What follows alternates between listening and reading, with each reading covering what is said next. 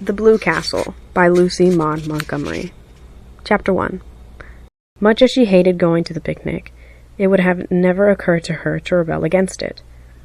There seemed to be nothing of the revolutionary in her nature. She knew exactly what everyone would say to her at that picnic.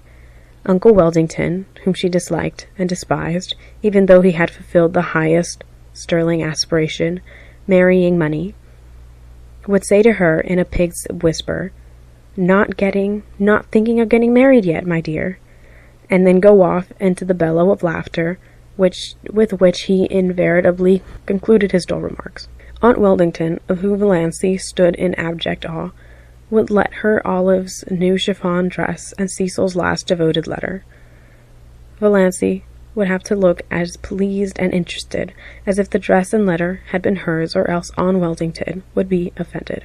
And Valancy had long ago decided that she'd rather offend God than Aunt Weldington, because God might forget her, but Aunt Weldington would never. Aunt Alberta, enormously fat, with an amiable habit of always referring to her husband as he, as if he were the only male creature in the world, who could never forget that she had been a great beauty in her youth, would console with Valancy on her sallow skin. "I don't know why the girls of today are so sunburned. When I was a girl, my skin was roses and cream.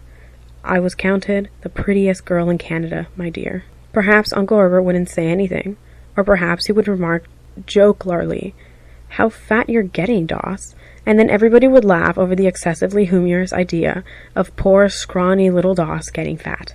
Handsome, solemn Uncle James, whom Valancy disliked, but respected because he was reputed to be very clever and was therefore the clan oracle, brains being nothing too plentiful in the sterling connection, would probably remark, with the owl-like sarcasm, that he had won his reputation.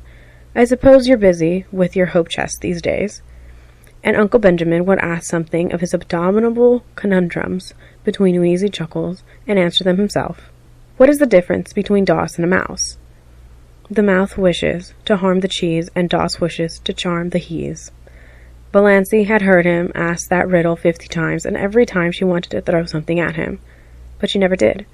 In the first place, the Sterlings simply did not throw things. In the second place, Uncle Benjamin was a wealthy, childless, old widower, and Valancy had been brought up in the fear and admonition of his money. If she offended him, he would cut her out of his will, supposing she were in it. Valancy did not want to be cut out of Uncle Benjamin's will. She had been poor all her life, and knew the galling bitterness of it. So she endured his riddles, and even smiled tortured little smiles over him.